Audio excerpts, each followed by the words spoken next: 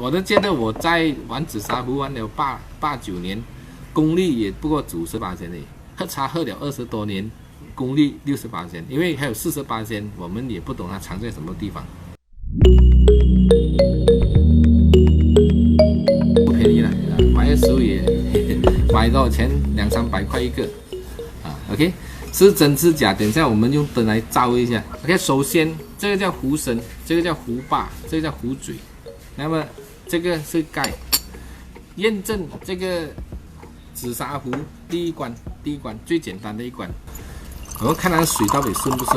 OK， 看一下它这个导出来的水顺不顺呢？哎，可以哦，很顺一下哦，看到？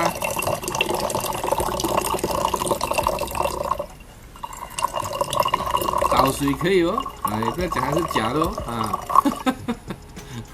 倒水过关哦，只是它没有那种专业的。什么叫专业的？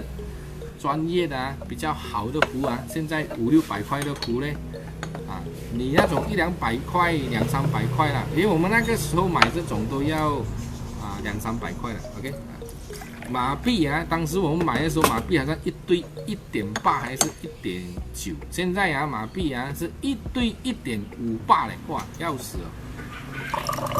看这个是比较好一点的壶，有看到吗 ？OK， 好的壶你盖在上面，它就会停的，有发现到吗？这个还不是很好看，我盖下去还滴一下，所以这个壶还只可以给它。当然这种壶，如果你要收藏投资，就不要玩这种壶啊。OK， 这种壶呢会涨价，是因为它是紫砂壶它本身就没有值得那么多钱。OK， 本身没有值得那么多 polish 给你，因为我放长期，我做了成8年呢，8年哦。有紫砂泥的味道。我们再测验另外一关，许过关。OK， 另外一个就是 OK， 看来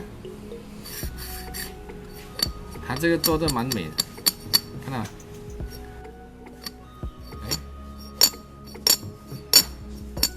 ？OK， 看来看你听得出来 ？OK， 听声音啊。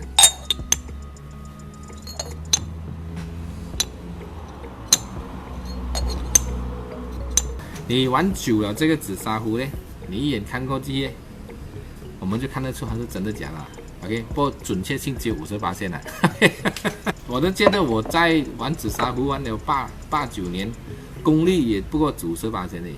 喝茶喝了20多年，功力68%，因为还有48%我们也不懂它藏在什么地方，不可以高估自己。OK， 再来一个研究什么 ？OK， 平线。有平吗？平线不平，它这个壶把有稍微不平，这个不平，这个应该是小技师做的。OK， 不过我告诉你，它这个青花做到实在是太美丽了。这个青花真的是做的很美，栩如生啊！看到吗？即使它，你看美吗？是不是很美？你真的这样子看哦，真的还以为它是真的青花来的。等下我会送出去，抽奖送出去。OK， 紫砂壶烧的度数是1000度，你烧到1001度，它就会变成这个你听清楚啊，很响亮啊。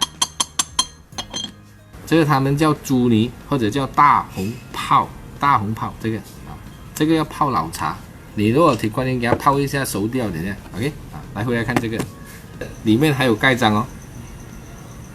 OK， 盖章看到有一个小盖章，看到 OK 你讲它是假壶呢，它又未必哦，因为它真壶的特征它都有啊。OK 所谓真壶假壶，最主要就是壶肯定是真的啦，我们要判断它的泥可以不可以拿来喝。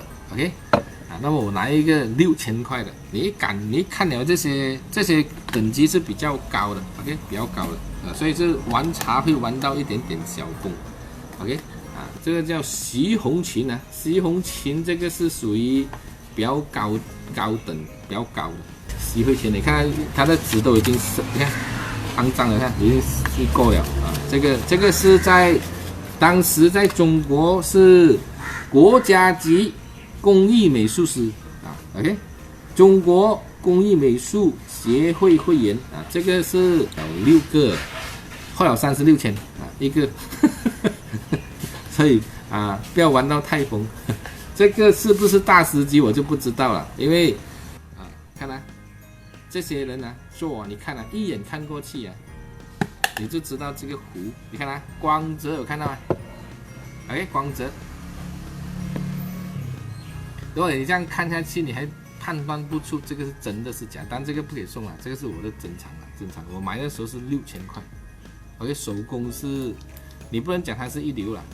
OK， 你起码它是很不错的一个壶，很不错的，该有的它都有。